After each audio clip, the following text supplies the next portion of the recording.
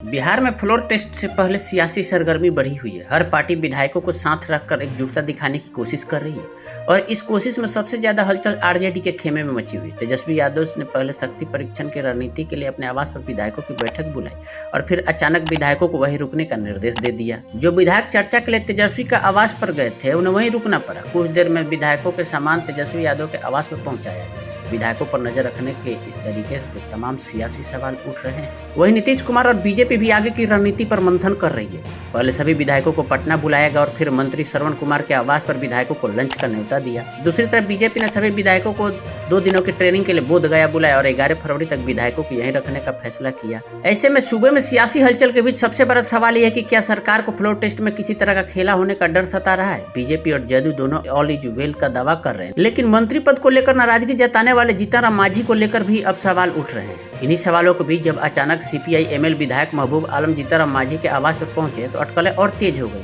हालांकि जीतनराम मांझी ने कहा कि हमारे चारों विधायक एनडीए के साथ रहेंगे। बिहार की राजनीति में कल सोमवार का दिन बेहद खास होने वाला है। सियासी सितवार, नोरा कुश्ती और तमाम रस्साकसी पर उस समय विराम लग जाएगा जब बहुमत साबित करने के लिए फ्लोर टेस्ट का संवैधानिक कोरम पूरा हो जाएगा। अभी कोई भी सियासी खेला होने और विभिन्न दलों के विधायक को पाला बदलने की आशंका से बिहार का सियासी पारा 7वें आसमान पर है। 19 विधायकों वाली कांग्रेस पार्टी पहले से ही अपने विधायकों को हैदराबाद की सैर करा रही है।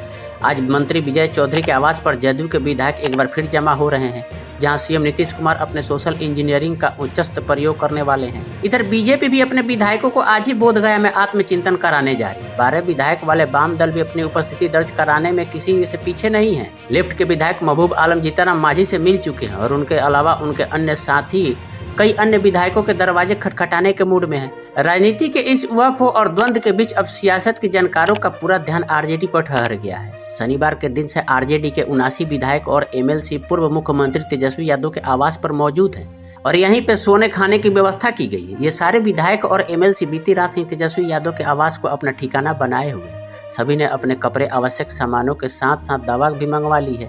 तेजस्वी के आवास पर मनोरंजन के साथ साथ लजीज भोजन के तड़के लग रहे हैं। इन विधायकों और एमएलसी को उनकी पसंद के मुताबिक हर तरह की सुविधा दी जा रही है। गौरतलब है कि बिहार में बड़ा खेला होने का दावा आरजेडी की तरफ से बहुत ज्यादा किए गए। अब बड़ा सवाल यह है कि खेला करने वाले राजद के शीर्ष नेता आखिर कौन सी बात हो गई जिसे तेजस्वी यादव के आवास पर ही विधायकों को रहने के लिए विवश कर दिए हैं। क्या तेजस्वी यादव कोई जोखिम नहीं लेना चाहते हैं? क्या तेजस्वी यादव को अपने विधायकों पर भरोसा नहीं है?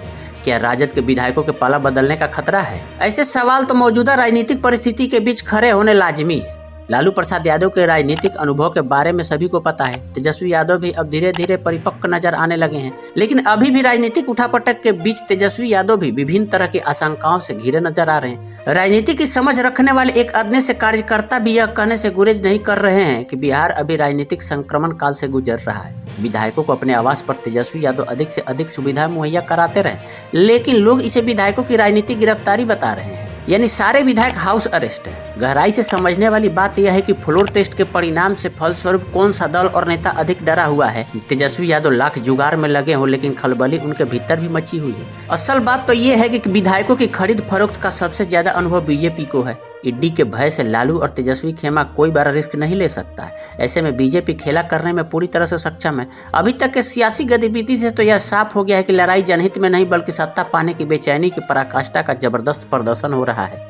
बिहार की सियासत के लिए आज का दिन और आज की रात कयामत की है। जाहिर सी बात है कि ऊँट के बदलते हुए करवट से जनता भी बेहद हलकान और परेशान है। अब देखिए कि कल क्या होता है बिहार विधानसभा में। फ्लोर टेस्ट में क्या कुछ खेला होगा या नीतीश कुमार आसानी से बहुमत पास कर लेंगे? इंतजार कीजिए।